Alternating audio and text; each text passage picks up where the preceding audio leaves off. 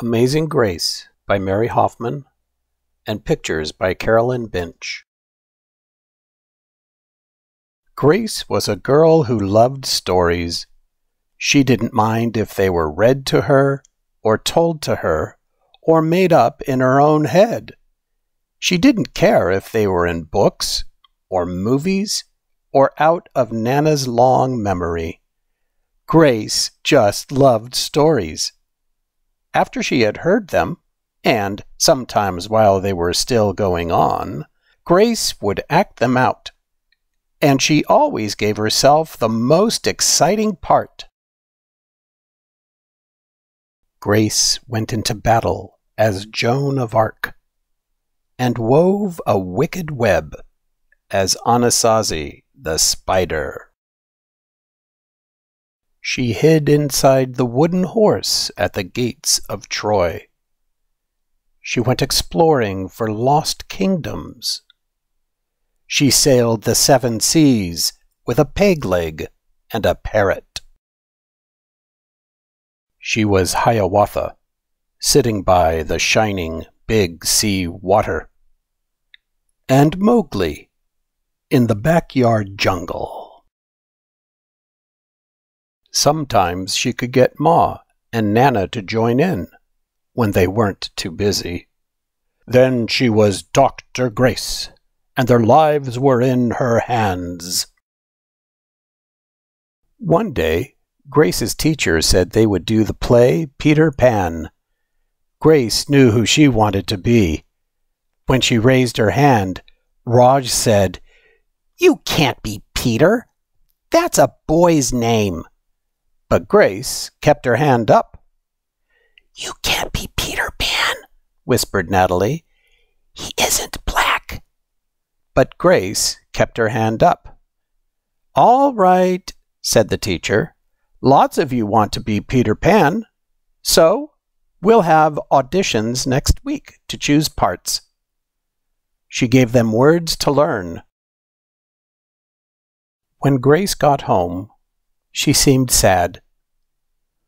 "What's the matter?" asked Ma. "Raj said I can't be Peter Pan because I'm a girl." "That just shows what Raj knows," said Ma. "A girl can be Peter Pan if she wants to." Grace cheered up. Then later, she remembered something else. "Natalie says I can't be Peter Pan because I'm black," she said. Ma looked angry. But before she could speak, Nana said, "It seems that Natalie is another one who don't know nothing. You can be anything you want, Grace, if you put your mind to it." On Saturday, Nana told Grace they were going out. In the afternoon, they caught a bus and a train into town. Nana took Grace to a grand theater. The sign outside read, "Rosalie Wilkins in Romeo and Juliet in sparkling lights." "Are we going to the ballet, Nana?"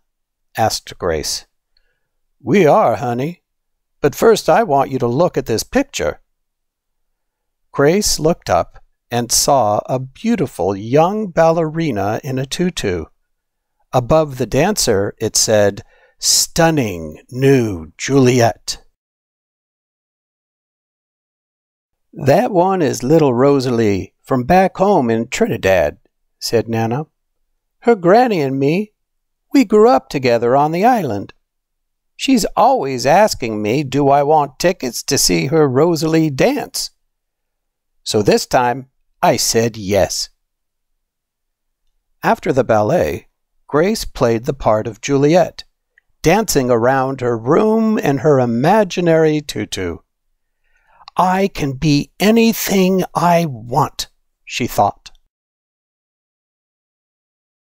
On Monday, the class met for auditions to choose who was the best for each part. When it was Grace's turn to be Peter, she knew exactly what to do and all the words to say. She had been Peter Pan all weekend. She took a deep breath and imagined herself flying.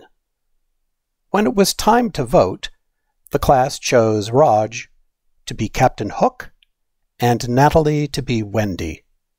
There was no doubt who would be Peter Pan. Everyone voted for Grace. "You are fantastic," whispered Natalie. The play was a big success, and Grace was an amazing Peter Pan.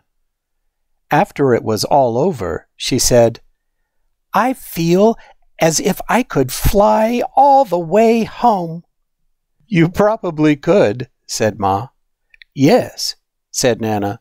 "If Grace put her mind to it, she can do anything she want."